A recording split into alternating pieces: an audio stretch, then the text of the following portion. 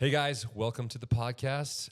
Today we had Mr. Derek Gilbert on. He is with the Salem Main Street Association, downtown Salem. He also works for Anthem Financial Services, and he's a really valuable member in the Salem community. We had a lot of really good conversations. Some of the fun items were grit.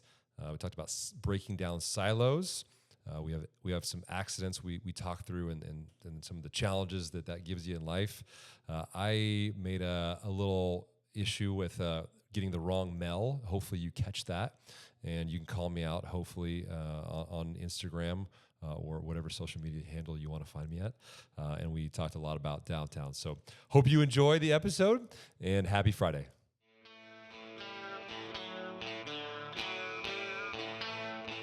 Derek Gilbert, welcome to the show. How are you doing? Good. How about you guys? Yeah, doing good. Talking about coffee and things we're drinking right now, and AJ's got his bougie drink over there. No surprise, I've got my pink lid. And you're just taking your coffee black. Just black coffee, just straight up. So. Yeah. Does that say anything about your personality? Oh, we can read into that all you want. Oh, well, we're excited to have you on the show. AJ, how are you doing first and foremost? What do you got going on? I'm good. I'm excited about today. In fact, I want to start with a question when we're ready about today, but it's Friday. Well, give us the question. All right, Derek, I'm going to jump right in. Give me the top 2 nicknames you have been called throughout life. Ooh, okay, so definitely D-Rock. Okay. Vic Parker, crown me with that one little Zoolander reference there. And Big D is another common one there. So Got it. Yeah. Those are 2 really good names. Yeah. I was just curious. I was called Small Fry when I was little. there's Small fry. Really? Yeah, on my first driver's license, 14 and a half in Montana, 4'11", Okay. 105 pounds, documented. Why? A lot of things have changed. You're just learning. Things have changed. That dorsal fin down there is a lot bigger than 105 pounds. But wow, that's right? That's amazing. Well, what age was that? 16 then? No, 14 and a half. Okay. I started growing in high school. I kept growing in college, but I was the opposite of you in my nicknames. There you Small, go. what was the other one? I'm Alvin, so I was just a chipmunk, man. I do like when I didn't know AJ's what A stood for before I Venmo'd AJ, and on his Venmo it's Alvin. And I was like, what? Yeah.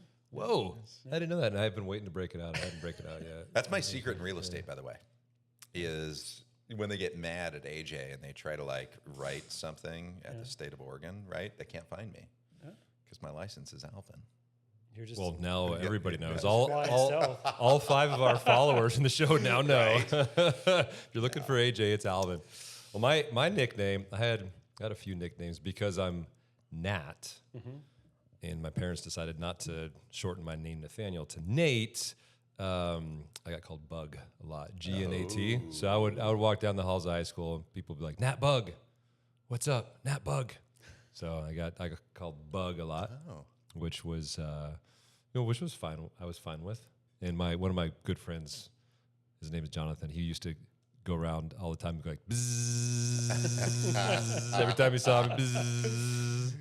It kind of annoyed the hell out of me. But here we are. Well, that was fun. We need to talk about nicknames another time and go into that. But D Rock, and Big D. I want to dive right in. I'm excited to just bring. Yeah, I'm just trying to bring. Yeah, I want to bring your story to the people of Oregon here. Okay. And I want to. The reason we wanted to have you on is because obviously you're a big figure in downtown Salem.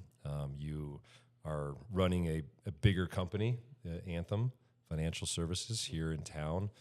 I got to see you in person at a downtown association meeting a few weeks back, and I've heard your name a lot, so I'm just excited. Good or bad, we'll find out as we do. Yeah. But the purpose of Heavy Lifts is to talk about some of the challenges that we all have, in life and the risks we take, and I want to start at the beginning for you. I know talking before the show. You said you're from Corvallis Yeah. originally. What was childhood like for you? Yeah, so born and raised in Corvallis, go Beavs. We're fourth generation down there. So one of my low-level claims to fame is the chemistry building Gilbert Hall is my great-grandfather Earl. And so grew up down there, loved it. But then we're looking at colleges, you know, being fourth generation, my fear was if I stayed at Oregon State, that my mom would be in my dorm room vacuuming on Sundays. And so I was swimming, got asked to go swim at Linfield College, got to keep my swimming career going a little bit there. Okay. So I believe a weird combination of purple and red for the Wildcats, black and orange for the Beavers. But since they're D3 and D1, I can have split loyalties there a little bit. So swimming was your thing in college? Yeah. I suppose your soccer players are actually coordinated. You know, I'm kind AJ's of a masochist. not. Yeah. I can go kind of fast for a long ways. So was a distance swimmer, was a backstroker. So at Linfield did the mile, the 1,000. Love being in the water. Water's always been a special kind of cathartic place for me. And so good excuse to keep the swimming career going, get a good business degree, and trying to figure out what to do with it. While I was at Linfield, I broke my back mountain biking. Oh, my gosh. And so I was over at Phil's Trail in Bend with my best friends in second grade, a gal I was with, tried to show off. And it's not even a super exciting story. The bump was maybe as big as this table, but it was on a little bit of a rise, so I couldn't see the ditch on the other side. So went off it, saw it, tried to ride out, ended up stacking up head first into the far side, completely shattered 2 vertebrae, broke 7 ribs, bruised heart, punctured lung, bit through a tooth. It was a pretty significant wreck. That is gnarly. Yeah, I am so incredibly fortunate because I literally had pieces of bone on my spinal cord. My surgeon saved my life, saved my legs, like kind of a sombering moment when the surgeon walks into the room and sets the expectation that when you wake up, you will most likely not feel your legs. Oh. Yeah. And what age were you? I was 20 when that happened. Oh my gosh. And so wildly fortunate. Like I really wish I saw the x-rays because you could literally see deviation in my spinal cord. And so, but I'm a huge believer in the broken road. Like would never have wanted that to happen. And I think I was an okay guy before it happened, but it's definitely a really good priority setter at a young age. So after college, recovered from that, actually swam one more season, not nearly as competitively, but got one more under the belt there. After college, went to work for a company called Geldwin Windows and Doors. Was a manager for him. Yeah, you figure the soccer world probably knew that. Great first job out of college. 2 weeks after college, I managed a graveyard crew in California. Okay. And learned a lot about life, learned a lot about people. Got transferred back up to Staten. That's where I became a volunteer firefighter. Thought I had to be a paid firefighter. Didn't realize you could do it for free. So got involved in that world a little bit. Then 2008, when the world started slowing down, Geldwin cut 25% of their staff worldwide one day, and I got my first pink slip ever. Okay. Never forget that moment. Called my wife, said I'm coming home, and she's like, "Why?" And I was like, "I just lost my job." I was like, "Holy crap!" So. Like you said, broken road.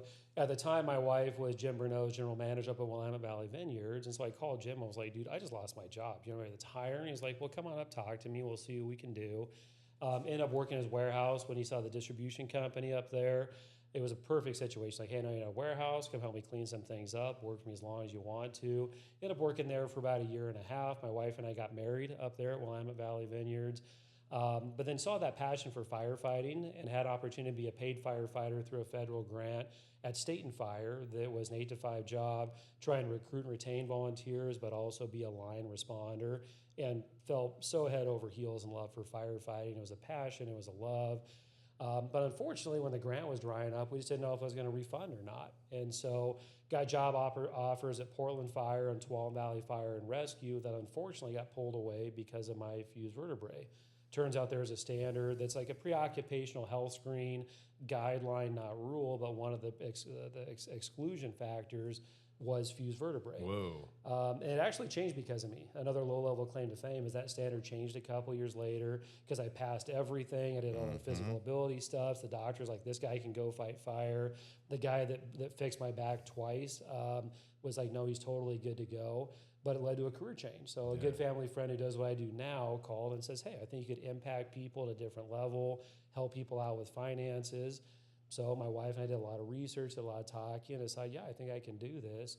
So we made the leap from firefighting to financial advice in 2011, and it's been a massive blessing. Like, just love what I do. It is not going to work every day. And my wife gets the gold star on the fridge. Like, Renee is the most patient woman in the world, maybe just short of Sheena. I'm not sure yet. She's not patient. Nope. But She puts up with you. So She's Irish. That is not one of those things. In my world, she's a saint. But okay, She might still be a saint, but she's patience is not the highest scoring item. She's still with you, which means something, right? Testament. Okay, fine. But she was patient because she knew how much firefighting meant to me. So I actually continued fighting fires as a volunteer for Marion County. I just concluded that service about 3 months ago.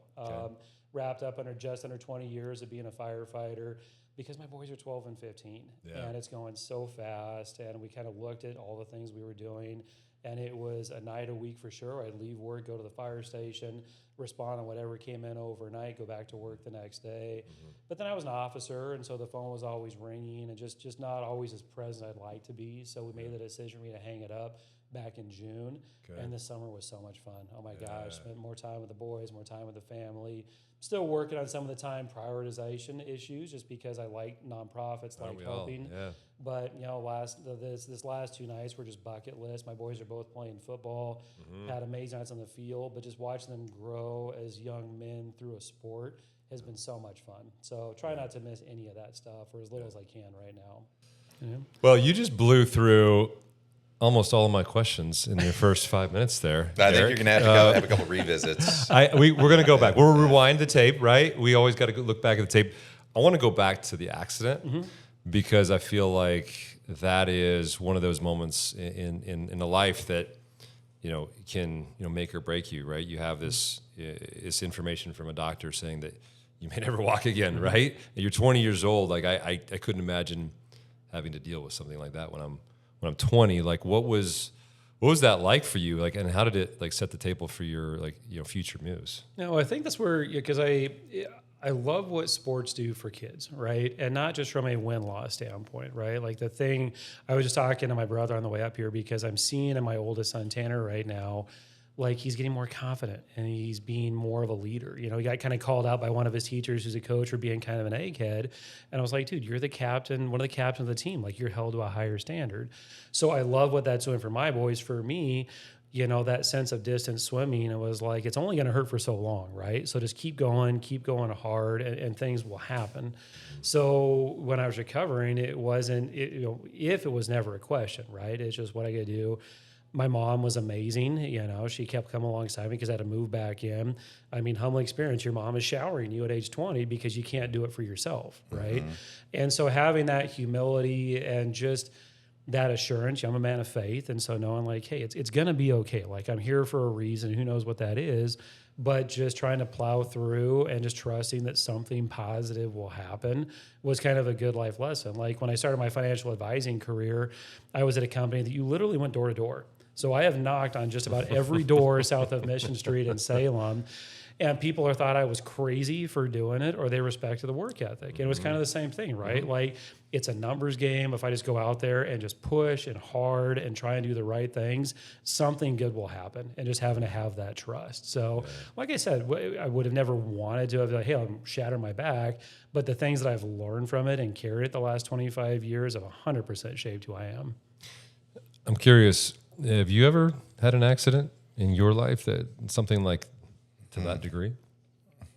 Well, I mean, I wouldn't even call it maybe an incident instead of an accident. Yeah, but yes, sorry, yes. Yeah. No, when you get to those, I got to a point, I think probably a little deeper, but still just as scary, right? Where you're letting go, you're saying your goodbyes. Yeah.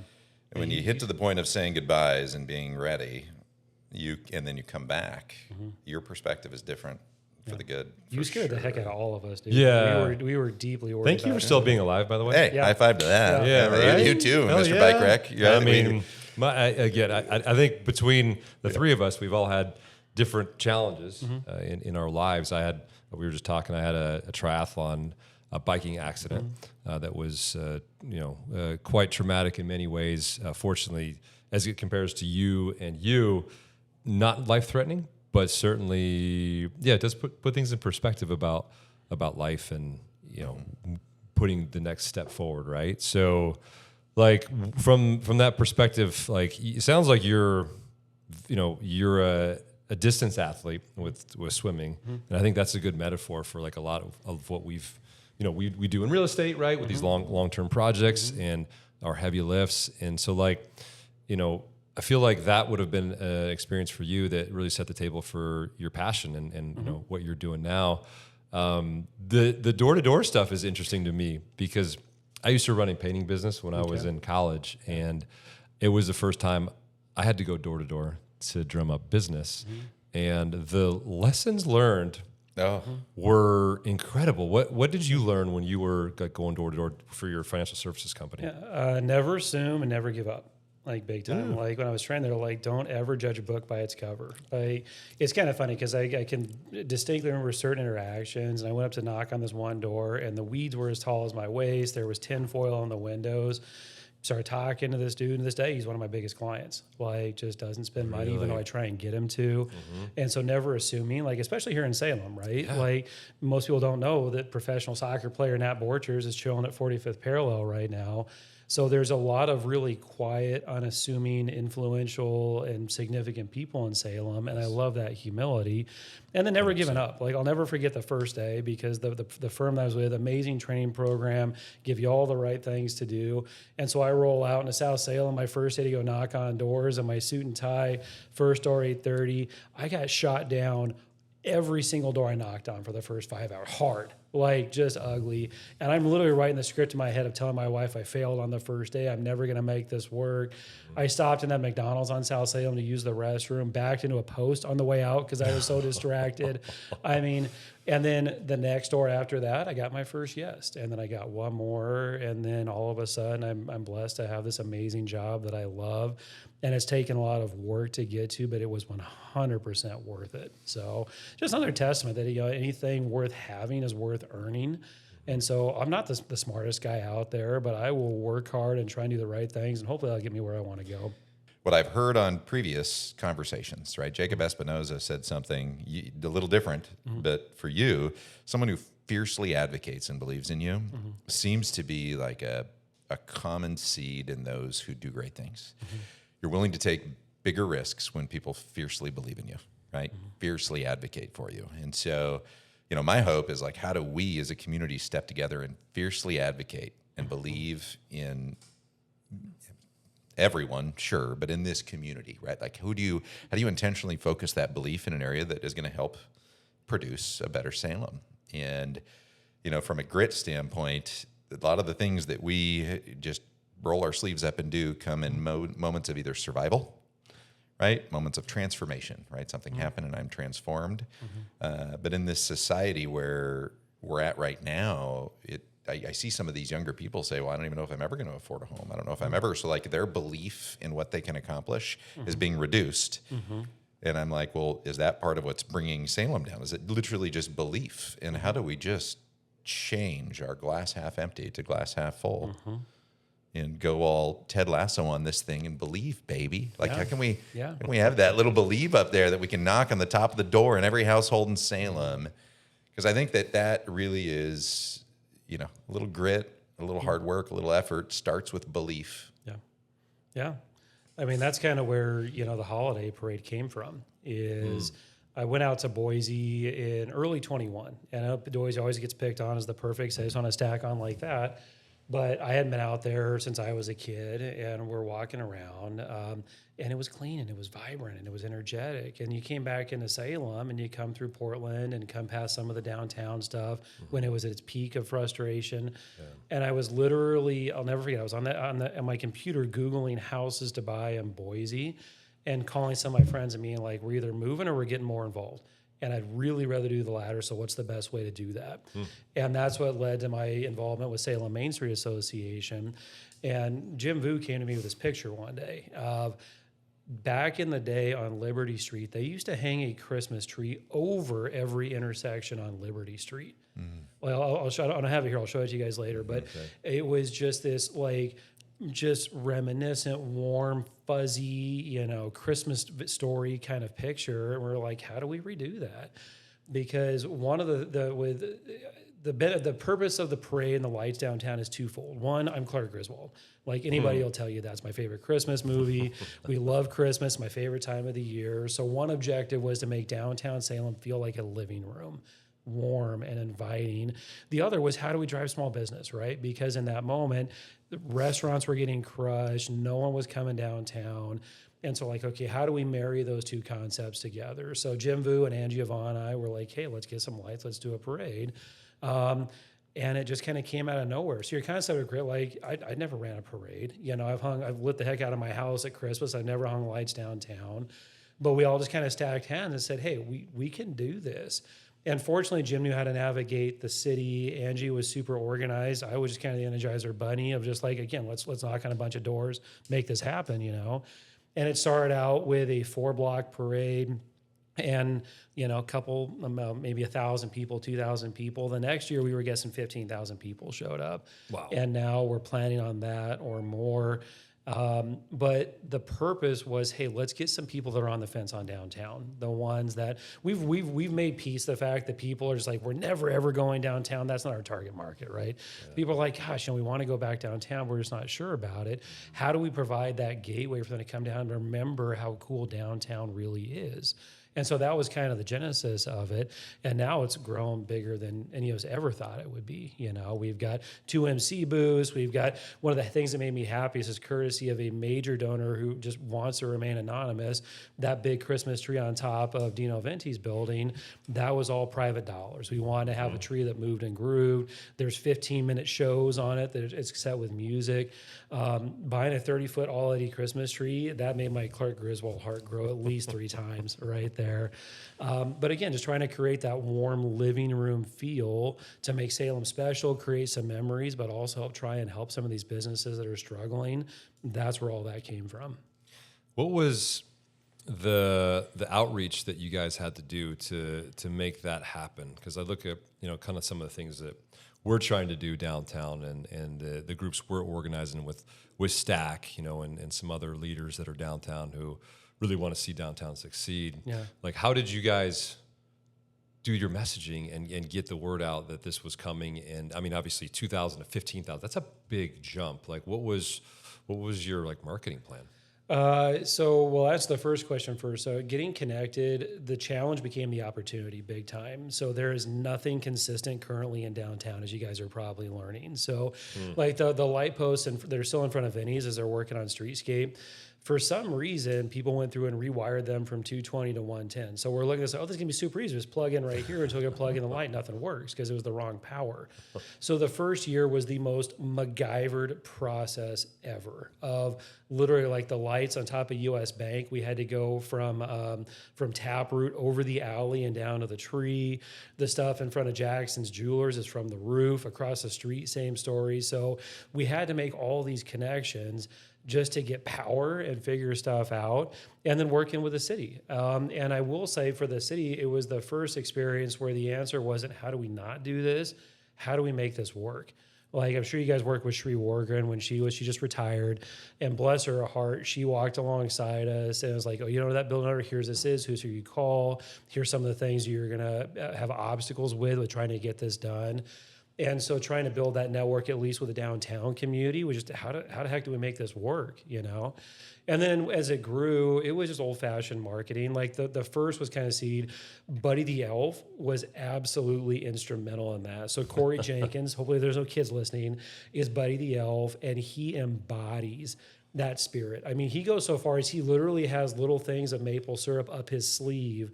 Then when he's going around acting as Buddy, he can pour into people's coffee.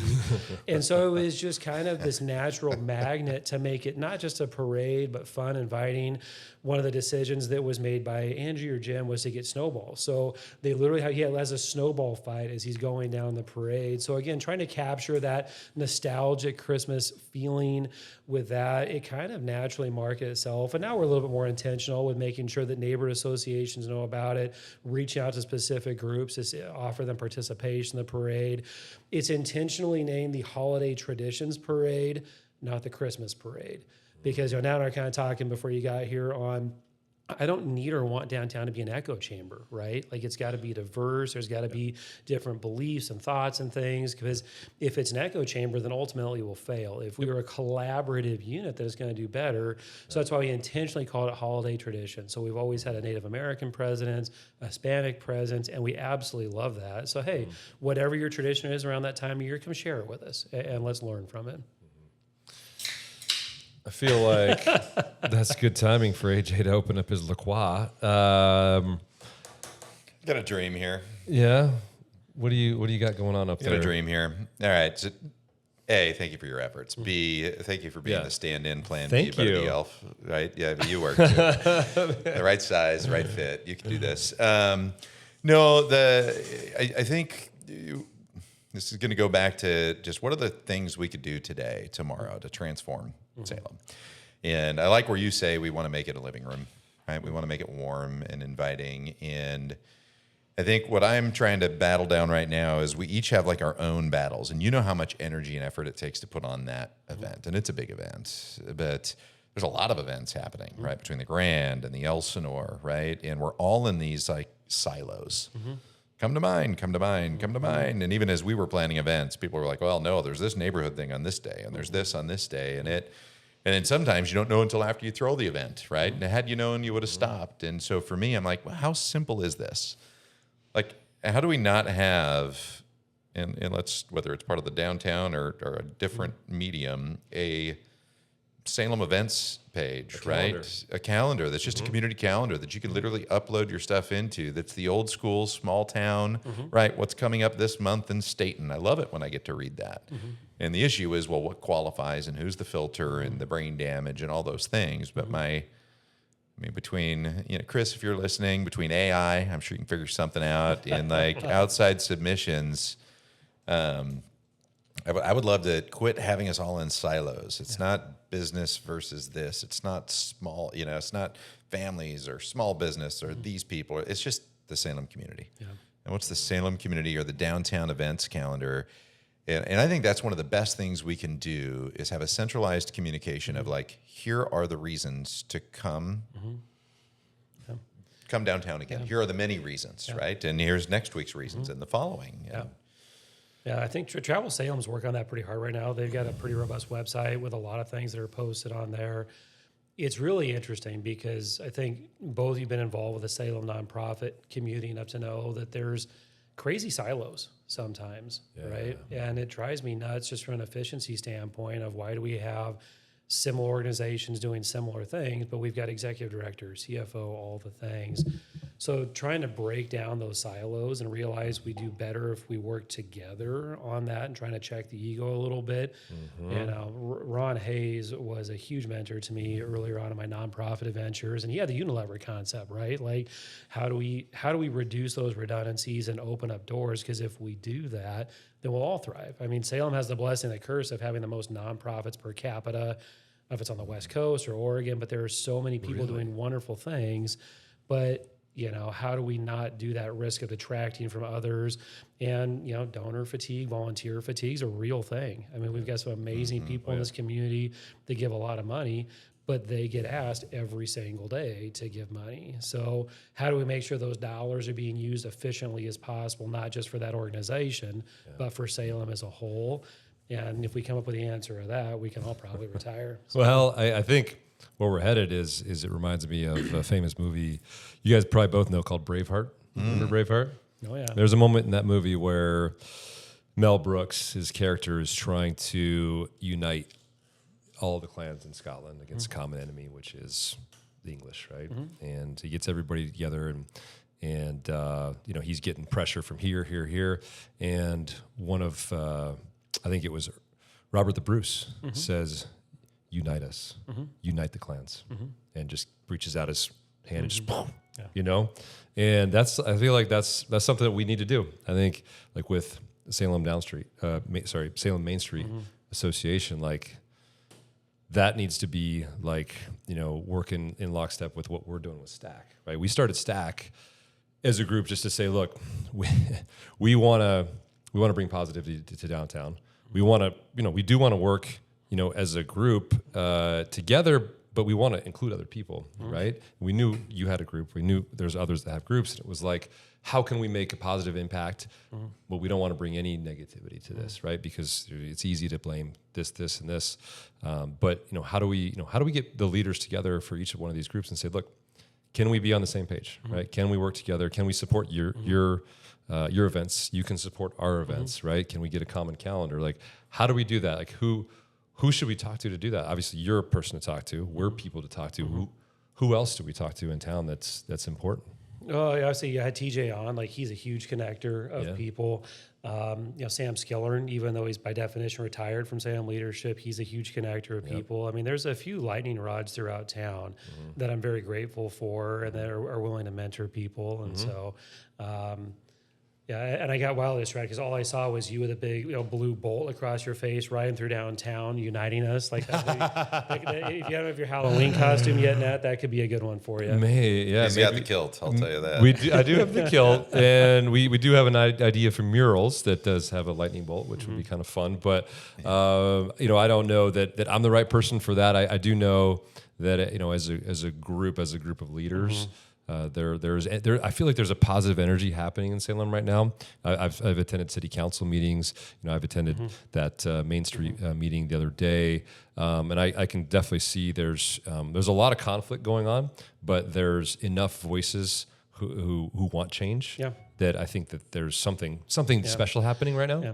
Well, under the concept of silos, that's kind of where these downtown meetings came from. I lovingly call them the state of the downtown. And we did our first one in June, and I've been thinking about it for a while. Like, how do we open a dialogue? How do we reduce misinformation? Because downtown, as you guys felt back in March, April, it was kind of a fever pitch of frustration. Like, there was a lot of negativity. It's like, okay, how do we get what's actually happening out there? How do we open the door between the city and the downtown community? I was like, hey, I'm going to shoot a few emails and see if we can make this happen. And it did. And to the point, I don't think that was the singular reason, because we've got huge investors taking risks. We got a lot of things going on, but there was a moment at the first one. I don't think either of you were at the first one, but the city actually asked for an open mic at the end of this thing, which just scared the crap out of me because we've seen how those go.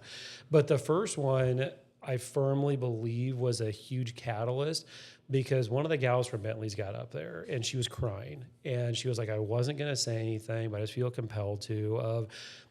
I have been threatened with sexual violence. I have been told I will be cut up into 1,000 pieces and be eaten. I've been to have beer bottles thrown in my head just for asking somebody to move so I can open up Bentley's in the morning. And I'm a people watcher. I was watching city leadership's face when she said that.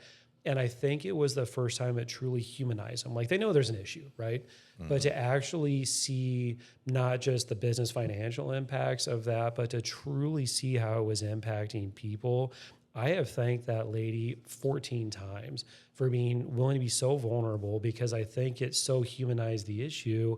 Now they see, okay, like, this is something that is truly affecting lives and not just business, right? And so that was such a huge moment, and I think it really allowed some more connectivity. It just humanized both sides of things, that, hey, they're willing to come, they're willing to listen. We can actually see some tangible change that have come from some of those meetings. And so who knows where it's going to go, but I think that having conversations like that, trying to break down those silos of, hey, we're not just a city doing what we think is right, we're not just downtown. It was like, but really let's work together and play as a team, has been huge so far. I really love your energy, and I love what you've built with just your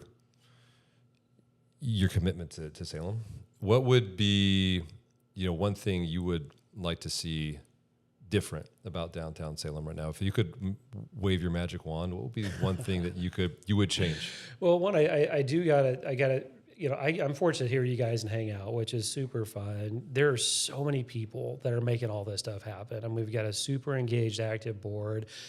Everything with the Christmas, with the holiday stuff, is 100% volunteer, all volunteer fundraised. So, I mean, we're talking hundreds of hours to hang all those lights, get the parade going. So I would be remiss if I didn't thank all the people that have helped. People give hours and hours and hours and have even more passion than me. So just had to throw that out there. If I could wave the magic wand, it'd be to get people more involved. I mean, I think we all feel those hesitations of we don't have the knowledge, we don't have the skills, we don't, whatever. Go do something. I don't care if it's doing a peace walk with Salem Leadership Foundation or coaching your kids' youth team. Like, people occasionally ask, like, hey, where do I start? Who do I get involved? My first question is, what's your passion? Because if you're doing something that you don't have passion for, you're going to flame out at some point. So trying to connect those passions to those organizations, those resources. But mostly, don't just sit back. Don't just be sitting there Googling, looking for houses in Boise. Like, don't be afraid to get involved. I mean, I kind of saw like when my oldest son Tanner was playing t-ball, they were looking for coaches. I didn't raise my hand because I'm like, I don't know how to coach a t-ball team. Like, if you see me throw a baseball, I should never teach a kid how to throw a baseball. So I didn't coach the first year. But then the next year, I was like, okay. Like, when I always say, hey, let's coach together, let's give it a shot. I'm like, well, you play baseball, sure, why not? And the realization I came to over the years, because last year was my first year not coaching anything for the boys, it was like, hey, as long as you're willing to show up and give everything you can and trying to pour into, in this case, kids or downtown, good things will happen. So if I could wave a magic wand, it's like, get involved, like, do something. Let's come together as a community. I mean, as brutal of an event as September 11th was, that was probably the most unified I've ever felt our country, because all of a sudden there's American flags on every porch. People are actually going out and talking to their neighbors. So obviously I don't want a negative catalyst like that, but how do we take a million positive catalysts to create that same energy? Because at the end of the day, whether you like soccer and I like swimming, we can still come together and do some pretty cool stuff if we put our heads together. And if we could create that collaboration, most of us that inspiration to get people out and doing things, the power of that would be fantastic. So. Yeah, I think the common enemy for everybody here is apathy. I think anybody who, the people who just don't get involved, who are just saying, I don't care, I don't want to be a part of it. They're doing their own thing. That's the enemy. Really, is people who who just don't care, right? We need more people who care. We need to engage people. I think that's the hardest part of this challenge right now. Don't you think? Yes.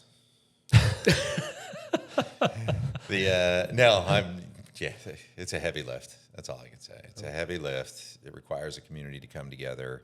It's one bite at a time. It's an elephant, right? And it's energy. And I'm grateful to be next to you two. We're feeding energy, right? We're doing what we can.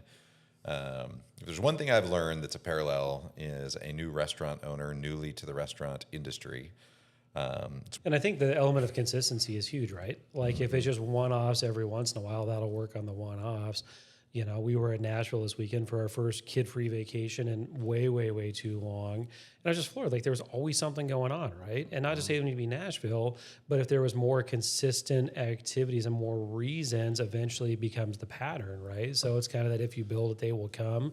So that's why I'm super excited with the night market and some of the things you guys are working on, of just one more reason to come downtown, and diverse reasons, right? So maybe there's the people that like music or like art or whatever, but if we can get some consistency established, I think that'd be a huge thing. And to your earlier question, how do we create that common voice, that easy source? I'm not sure what that is yet, because those silos are so pronounced. We got to figure out a way to break down those walls and have that collaborative thing so we all know what's going on. I mean, I as evolved as I am, I'll still miss a show at the Elster. I'm like, holy crap, they were there. Like, I can't believe I didn't know about that and wish I had. And so if we could figure out some of those ways, that would be pretty powerful. I think I want to make a proposal right now and a challenge for this group. And I want to break down a silo. Yeah. So I want to bring Stack to you guys and see if we can serve you on the downtown Main Street Association. That'd be amazing. Right? And see if we can put together one event together before the end of the year. Okay. Right? We pick a date, put it on the calendar. We might be hanging Christmas lights. He might already have the event. I would love to be a part of that. You're honestly. picking a challenging time, because we are in the 40 days before game time mode. Well, so. maybe we just join forces with you guys to help out with that. Please. And if you want to, we've got a good group at Stack. There's 5 founding members really, and we are just bringing as many people as we can into the community to be a part of our events, and just bringing one positive event each month. Yeah. But if we could serve you in the month of December or November, we would love to do that. And that would break down maybe a silo, and that would just maybe, just be a good start. Yeah, no, and we will 100% return the favor. So shameless plug, we start hanging Christmas lights the first Saturday in November, 8 to 12. They would then every Saturday and Sunday till they're done. So Saturdays and Sundays, 8 to 12. The gentleman at Salem Center have been gracious enough to share some space with us. So that is Buddy's workshop this year. So if you're not following Salem Main Street Association, please do. That's where we're getting all the press out for that stuff right now. We are trying so hard to keep that grassroots as long as possible. If for no other reason that if somebody thinks, hey, this is fun, they come and hang some lights, but then they have that ownership in Salem. Like, I'll never forget when we lit up the portico or the dining platform outside of Wild Pear. My son was out there hanging lights. Every single time we drove past, I was like, Dad, I hung those. So trying to create that at a bigger scale. So as long as possible, we will avoid, and don't get me wrong, we have some amazing partners to help us out, but we want that to be a community project so that people have that ownership in downtown, be like, I did that, I helped, Yeah. Well, I think How do you extend that further? I don't know. How do we change this for, spring and summer and fall prior to Christmas? Like, I love what you're saying on ownership. Yeah. How do I get my kid down there hanging something, putting something up that he can look at and feel proud of and say, I'm a part of this community? Yeah. I think that's so important. I think you're onto something there on if we can scale it beyond Christmas. Well, it'll be fun too, because I've got, if I get my bucket list of things, like I've got a dream to get all the roof lights in the core downtown lit up with those low voltage lights that can change colors based on season. Our good friend Chris Blackburn, I've talked about different permanent lighting solutions, right? Because unfortunately our lights are not designed to be up year round. We're limited by the city arborists and how long we can leave them up in the trees to protect the trees. So how to create more solutions for safety, but vibrancy, right? Those visual corridors of just warm lights, inviting. But back to your question, how do we do more of these? That's the $1 million question. That's what we bounce our heads against the wall. Those Main Street board meetings is we sit there and have all these amazing ideas of art fairs and things like this.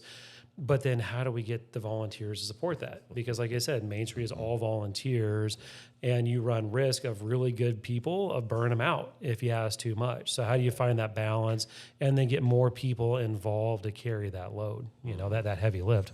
And I think what I'm hearing is like we need consistency, right? So we need events that people can, are aware of and can plan for. We need good communications, and we need to break down those silos, and then we need to give ownership, right? If you give people ownership over these events and you allow them to, steer the way and say, look, I want to be a part of this process, like that gives real ownership, and you're gonna remember that, and you're gonna want to come downtown and be a part of something special. I've told AJ this before. My motivations are selfish. I want my boys to have fond memories of growing up in Salem, like I had it growing up in Corvallis. And I got no illusions I want to stay here forever. Hopefully they do. That'd be amazing. But when they look back, I want them to have those warm, fuzzy memories of growing up here. And so that's probably one of my biggest drivers, because hopefully those selfish motivations turn into the bigger picture of, hey, healthy downtown, healthy Salem. But that's my driver, right? Like, how do I create those memories, those experiences, that ownership for them alongside my incredible wife, Renee? So I tell people my motivations are partially selfish in that regard. Well, I think we all want to see downtown succeed, and really, really love what you brought to the table today, Derek. Thank you so much for being a part of the Heavy Lifts podcast. It was a pleasure, and it was fun. Thank you so much for being on. It was a pleasure. Thanks, guys. Appreciate it. That was fun. Awesome.